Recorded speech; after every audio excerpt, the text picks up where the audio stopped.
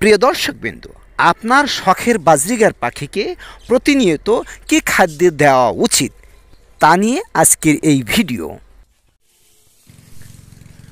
যদি আপনার বাজরিগার পাখিকে বেশি বেশি ডিম বাচ্চা করাতে চান তাহলে এই সকল খাদ্য আপনাকে দিতেই হবে। তার প্রথমত হচ্ছে কলমি শাক।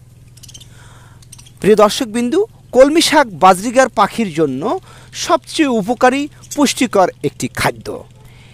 প্রতিনিয়ত যদি আপনি আপনার বাজরিগার পাখিকে কলমি শাক দেন তাহলে এই বাজরিগার পাখিগুলো খুব বেশি বেশি করে ডিম বাচ্চা করবে।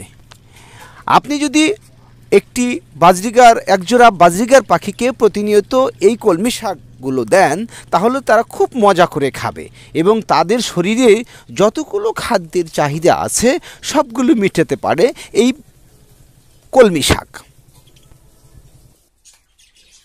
অনেকেই তার ভিডিওতে মিথ্যে কথা বলে, কিন্তু আমি তা কখনোই বলি না। প্রিয় দর্শকবিন্দু, মনে রাখবেন, আপনার বাজরিগার পাখিকে যদি বেশি বেশি ডিম বাচ্চা করাতে চান তাহলে অবশ্যই কলমি শাক খাওয়াতে হবে। যদি কলমি শাক খাওয়ান তাহলে বাজরিগার পাখির শরীরে যে খাদ্যের চাহিদা রয়েছে সবগুলোর চাহিদাই মিটে যাবে। একজোড়া বাজরিগার পাখি থেকে প্রতিনিয়ত 30 থেকে 40টি বাচ্চা আসা সম্ভব। যদি আপনি প্রতিনিয়ত শুধুমাত্র কলমি শাক খাওয়ান তাহলে বছরে 25 থেকে 30টি বাচ্চা পাওয়া সম্ভব। আমার এই শখের বাজরিগার পাখিগুলোকে আমি সবসময়ই কলমি শাক খাওয়াই। এই কলমি শাক দেখতেই পাচ্ছেন, এই কলমি শাক বাজরিগার পাখির কতটা প্রিয়। আমি হাতে ধরে রেখেছি, তারপরেও এরা ঝুলে ঝুলে খাচ্ছে।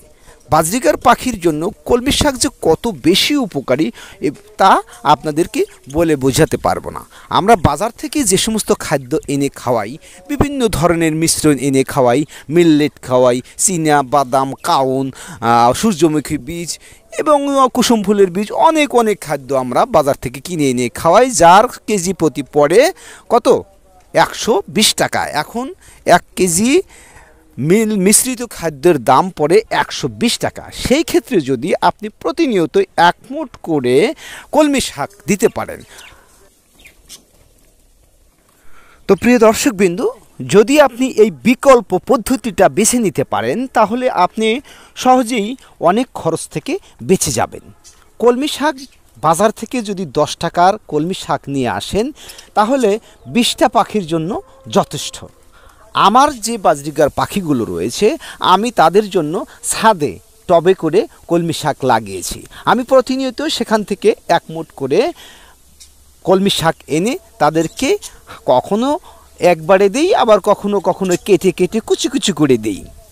প্রিয় দর্শকবিন্দু, এই কলমি শাক যদি প্রতিনিয়ত আপনি আপনার পাখিকে খাওয়াতে পারেন তাহলে সেই ক্ষেত্রে আপনার খাদ্যের সকল চাহিদাই মিটে যাবে। আর এগুলো আবার আমার মেয়ের শখের ব্রয়লারের বাচ্চা।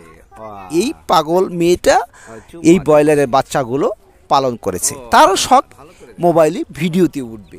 প্রিয় দর্শকবিন্দু, এই হলো আমার মেয়ে সাফওয়ান, সেও আমার সাথে পাখির যত্ন করে। এইভাবে প্রতিদিন এখনো স্কুলে যাওয়া শুরু করেনি, সবাই সাফওয়ান শোনার জন্য দোয়া করবেন এবং সেই সাথে আমার এই শখের চ্যানেলটি সাবস্ক্রাইব করে যাবেন।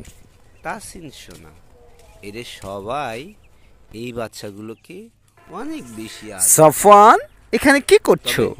প্রিয় শোনা, বিষয় হলো সবসময় বের হয়ে আসো, বাচ্চাগুলো ধরে। ওকে, আমি তোমাকে ভিডিও করছি। বাচ্চা সাফওয়ান শোনা মারা গেছে। এই পাখিগুলো পাশাপাশি সাফওয়ান সোনা ব্রয়লারের 6-7টা বাচ্চা এনে এই ফলের ক্যারেটের মধ্যে লালন পালন করছে। এগুলো আস্তে আস্তে বড় হয়ে যাচ্ছে। যাই হোক, ভিডিওর টপিকে ফিরে আসি। বাজার থেকে যে সমস্ত খাদ্য আনা হয় সেই সমস্ত খাদ্য অবশ্যই ধুয়ে খাওয়াতে হবে, কারণ অনেক সময় এই খাদ্যগুলোর মধ্যে কীটনাশক মিশ্রিত থাকে। সেই জন্যই খাদ্যগুলো অবশ্যই ধুয়ে শুকিয়ে বোতলজাত করে রাখবেন। তো পরিশেষে বলতে চাই, প্রিয় দর্শকবিন্দু, বাজার থেকে এত দামি খাদ্য খাওয়ানোর চেয়ে আপনারা প্রতিনিয়ত কলমি শাক খাওয়াবেন আপনার বাজরিগার পাখিকে।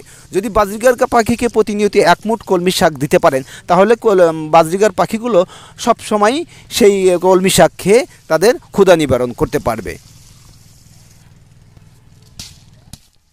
দর্শকবিন্দু, ভিডিওটি কেমন লাগলো অবশ্যই কমেন্ট করে জানাবেন। আর আমার এই শখের চ্যানেলটিকে সাবস্ক্রাইব করে পাশে থাকবেন। তো ভিডিওটি এ পর্যন্তই। পুরো ভিডিও জুড়ে আমি আপনাদের সাথে ছিলাম অ্যাডভোকেট সারোয়ার। তো আজ থেকেই শুরু করুন আপনার শখের বাজিগার পাখিকে খাদ্যগুলোকে ধুয়ে খাওয়াবেন এবং বিকল্প খাদ্য হিসাবে সবসময় কলমি শাক দিবেন। আল্লাহ হাফেজ। রোদ হলেই সমস্যা নাই, সুন্দর।